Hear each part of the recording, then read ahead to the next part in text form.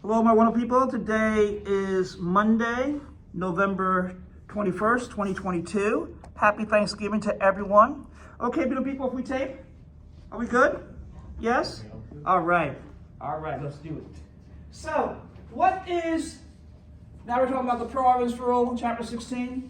What is the pro-evidence rule? What is that?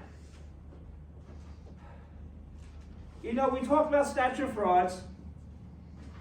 Valid or oral contracts, I already have a tape on this. Oral agreements are generally valid unless the statute of frauds requires evidence of writing, right? I might as well do this. You know what? I'll do a little review. Contracts that must be evidenced by writing, agreement that cannot be performed in 1 year after the contract is made, agreement to sell or a sale of interest in land, promise to answer for the debt or default of another. Right? We learned that already. This is all simply review. Then we learned about how contracts must be evidenced by writing, promised by the executor or administrator of a deceased estate to pay a claim against the estate for personal funds, promise made in consideration of marriage, to give you an example of that, sale of goods for $5 or more, promise to estoppel. We learned about all that also, right? Memorandum, talk about this. Signed, right? Signing must be signed by the parties sought to be bound by the contract. Content must contain all essential terms of the contract to satisfy statute of frauds. All that would be on your outline, right? Effect of non-compliance, recovery of value, person providing goods and services entitled to compensation, right? We talked about what? Quasi-contract. Who may raise the defense of non-compliance? Only a party to the oral contract. Just got finished talking about that. Now, pro-evidence rule. We're on page 308, the bottom. Pro-evidence 16-2. Pro-evidence is testimony evidence. Write that down. Pro equals testimony evidence. Testimony evidence. Testimony evidence. Okay? So here it says, when the contract is evidenced by writing, may the contract terms be changed by the testimony of witnesses. Why do we have pro-evidence rule? What is the theory of pro-evidence rule? When we allow testimony in? When is pro-evidence admissible? What's the theory? What is the social objective of the pro-evidence rule? Okay, the general rule is 16-2A. The general rule is that parole or extrinsic, that's testimony evidence, okay, will not be allowed into evidence to add to, modify, or contradict the terms of a written contract that is fully integrated or complete on its face. How come? How come? Generally, extrinsic evidence, right, is not allowed to add to, modify, contradict the terms of a written contract. Why? Why? Here it is. Evidence of an alleged earlier oral or written agreement within the scope of the fully integrated written contract, or evidence of an alleged contemporaneous oral agreement within the scope of the fully integrated written contract is inadmissible as pro-evidence. So the person says to us orally, said, okay, I'll make sure you have white wall leather seats in your car, right? But when we sign the final contract, it's not there, okay? You can't now say, hey, where's my white wall seats? No, because maybe during the negotiations, it fell out as not being a part of the final contract. It's not in the written agreement. Pro-evidence rule, however, is admissible, however, to show fraud, duress, or mistake, and under certain other circumstances to be discussed in the following paragraphs. Top of page 309. What's the theory? What's the social objective?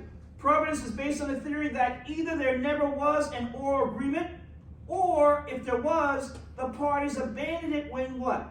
When they reached the stage of negotiations of executing their written agreement. So by the time we talked about the written agreement, we might have said, don't worry about the white leather seats, heated seats. What's social objective?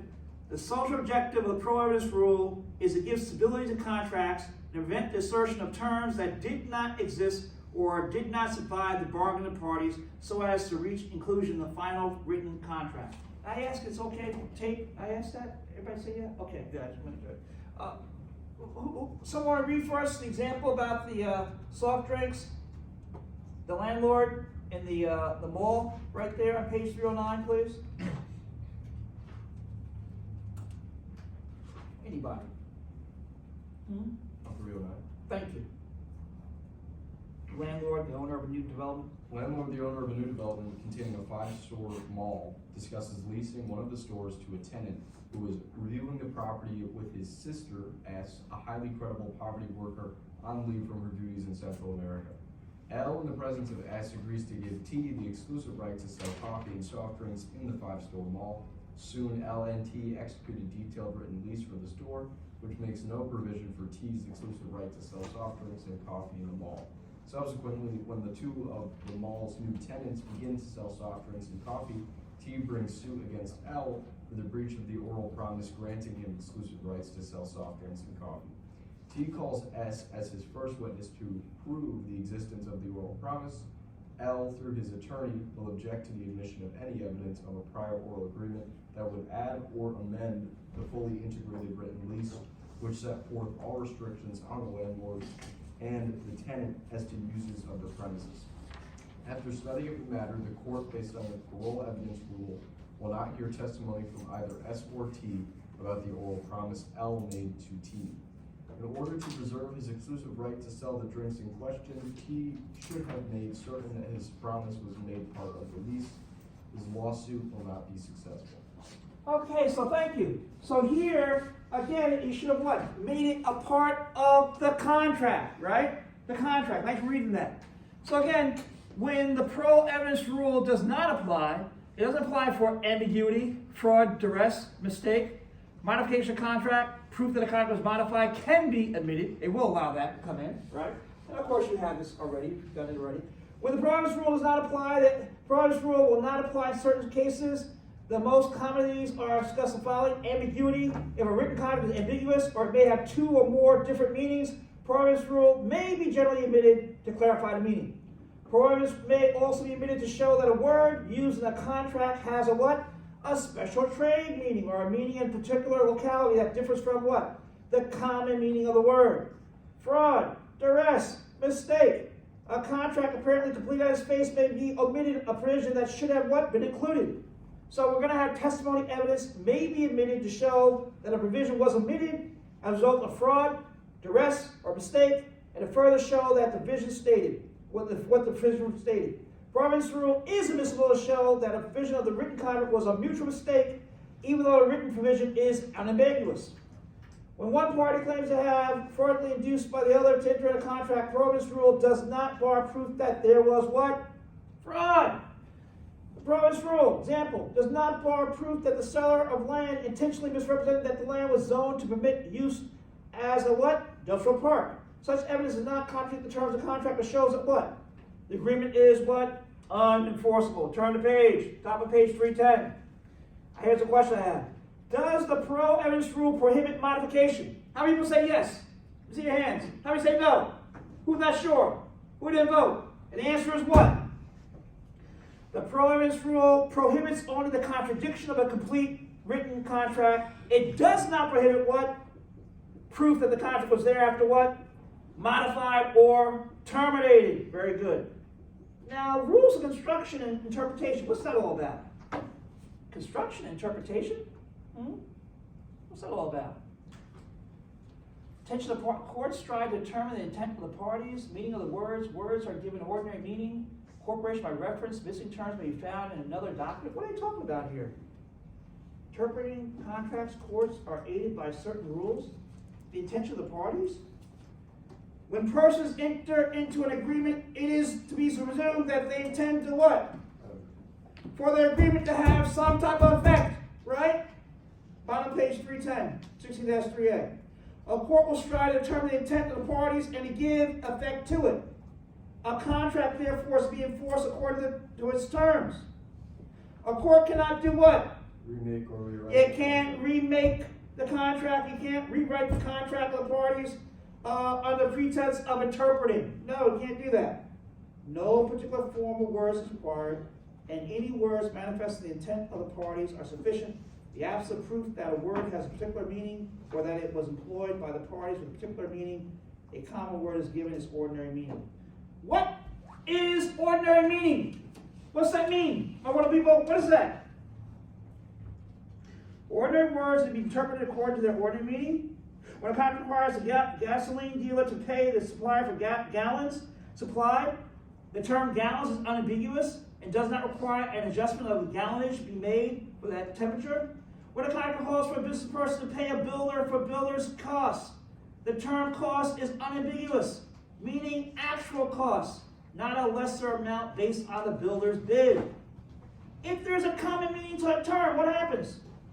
That meaning will be followed even though the dictionary may contain what? Additional meanings? If technical or trade terms are used in a contract, they are to be interpreted well how? According to the area of technical knowledge or trade from which the terms are taken. And words grouped in a list should be given what? Related meanings. What's this incorporation by reference? What is that, my wonderful people? Incorporation by reference? What is that? What's the example I gave in the past? Remember when we bought the house, incorporating by reference New York real estate law, volume 5, page 103, paragraph 2, right? So we're incorporating by reference, making it definite and certain, right? Contract may not cover all the agreed terms. The missing term may be found in another document. Frequently, the parties executing the contract for storage will simply state that the storage contract was entered into, that the contract applies to the goods listed in the schedule attached to and made part of the contract. Likewise, a contract for the construction of a building may involve plans, specification on file, and names the office. The contract will simply what? State the building is to be constructed according to those plans and specifications that are incorporated herein and made part of this contract. When there is such an incorporation by reference, the contract consists of both the original document and the detailed statement that is incorporated in it. The contract refers to another document, however, the contract must sufficiently describe the document or so much as of it as is to be interpreted as part of the contract. Okay, what's this whole contract stuff? How do we interpret the division of a whole contract? Those are my notes at 16-3B. Vision of a contract must be construed as a whole in such a way that every part is given effect. Every word of a contract must be given effect if reasonably possible. The contract is to be construed as a whole. If the plain language of the contract thus views solves the dispute, the court is to make what? No further analysis? Turn to page 312. Contradictory and ambiguous terms? What's that? What's that? We already have the whole contract. Contract must be looked at as a whole. Contradictory term.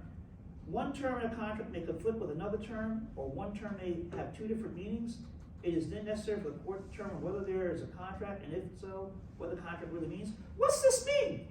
Huh? Nature of writing. Writing veils over printed forms and figures. Ambiguity. Strict construction against the drafting party. Ambiguous contracts are interpreted against drafting party. So read for me, please, on top of page 313. I have a question here. What is the four corners rule? I have in my notes. So read it for me, please. If the language within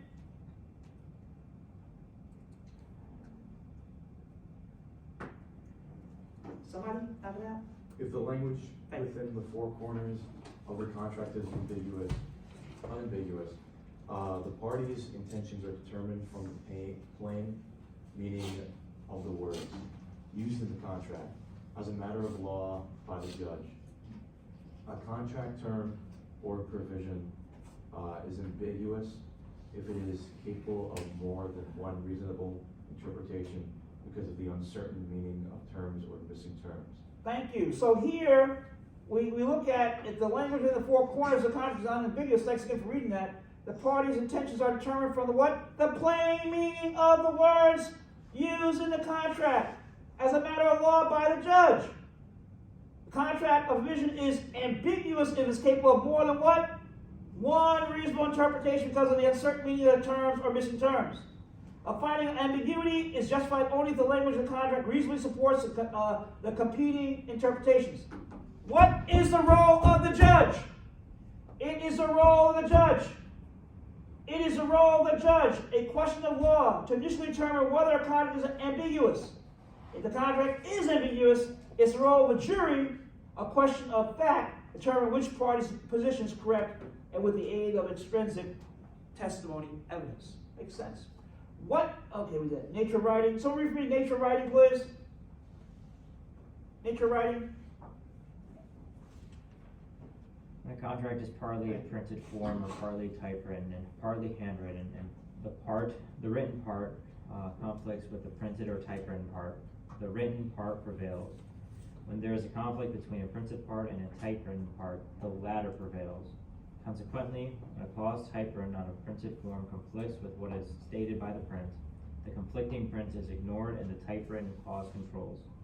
This rule is based on the belief that the parties had given greater thought to what they typed or wrote for the particular contract, as contrasted with the printed words already in a form designed to cover many transactions. Thus, a typewritten provision to pay 90 cents per unit overrode a pre-printed provision setting the price as 45 cents per unit.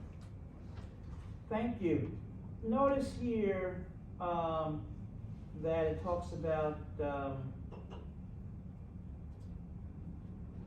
what's ambiguity? What's ambiguity? I can read that. When the intent of a party is uncertain. Right? So a contract is ambiguous when the intent of the party is uncertain and the contract is capable of more than one reasonable interpretation. What do?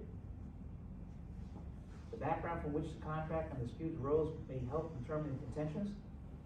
Brought us to Minnesota on Canadian insurance policy. The question arose whether the dollar limit of the policy referred to Canadian or U.S. dollars. The court concluded that Canadian dollars were intended. Why? Both insurer and insured were Canadian corporations. The original policy endorsed to the policy.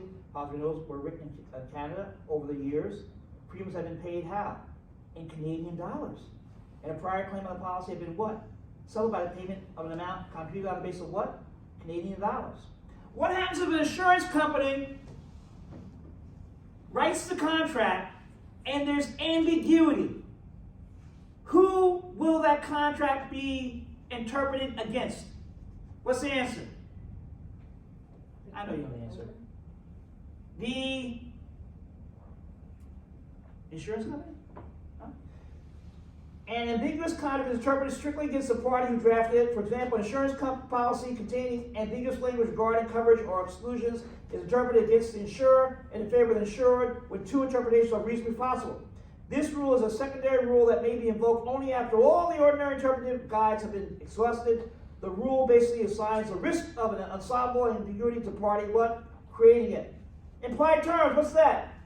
In some cases, the court will apply a term to cover a situation in which the parties fail to provide or, when needed, to give the contract a construction or meaning that is reasonable. Turn to page 314, top. Court often applies details and forms of contract not expressly stated in the contract. In a contract to perform work, there is an implied promise to use such skill as what? Is necessary to properly perform the work. Every contract has implied covenant of what? Good question for a test.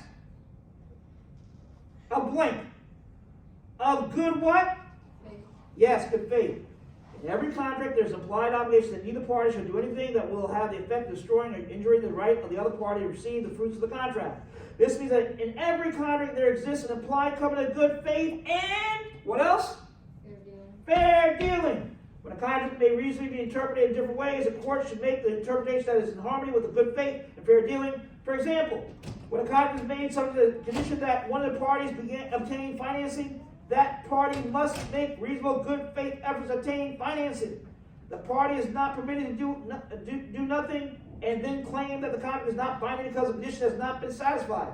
Likewise, when a contract requires a party to obtain government approval, the party must use all reasonable means to what? Obtain that government approval. Uniform Commercial Code imposes obligation, good faith, conformance of, or enforcement of every contract. What's this custom, kind of a custom? What's that all about? Every contract has implied covenant of good faith, fair dealing, conduct of custom, conduct of parties, specified intent. Custom and use of trade may be used to interpret but cannot override express provisions. The conduct of the parties, the custom and use of a particular trade may give meaning to the words of the parties and thus aid in interpretation of their contract. Here's what I have on my margins. What is the best guide to determine the intent of the parties to a contract? The conduct of the parties in carrying out the terms of contract is the best guide to determine the parties' intent. Page 315, top. When performance has been repeatedly tendered and accepted without protest, neither party will be permitted to claim that the contract was too indefinite to be binding. For example, a travel agent made a contract with a hotel to arrange for trips to the hotel.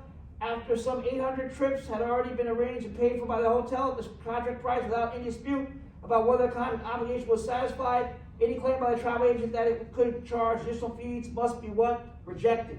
What is custom and use of trade? The customs, use of trade, or commercial activity to which the contract relates may be used to interpret the terms of the contract. When a contract for the construction of a building calls for a turnkey construction, industry uses dismissal to show that this means a construction in which all the owner needs to do is to turn the key in the lock to open the building for use, and in which all construction risks are assumed by the contractor. Custom and usage, however, cannot override express provisions of the contract that are inconsistent with custom usage. And what's this avoidance stuff? Avoidance of hardship. What's that? Generally, a party is bound by a bad agreement. Oh, we've seen that, right? Right? Left Eye, right? American Idol, we talked about, right? But courts will try to what? Interpret to avoid hardship. As a general rule, a party is bound by a contract even though it proves to be a bad bargain. If possible, a court will interpret a contract to avoid hardship. Courts will, if possible, interpret a vague contract in a way to avoid any forfeiture of a party's interest. When hardship arises because the contract makes no provision for the situation that has occurred, the court will sometimes apply a term to avoid the hardship. Well, now that the lesson has ended, you should have learned how to what? Explain when a contract must be evidenced by writing, explain the effect of noncompliance with statutory frauds, explain the prohibitions rule and the exceptions to the rule, recognize the basic rule of contract construction that a contract is enforced according to its terms, state the rules for interpreting ambiguous terms in a contract. Bless you. Someone read for me, please. Well, you can read your summary. You have your summary, right? Okay? All right. Excellent. Very good.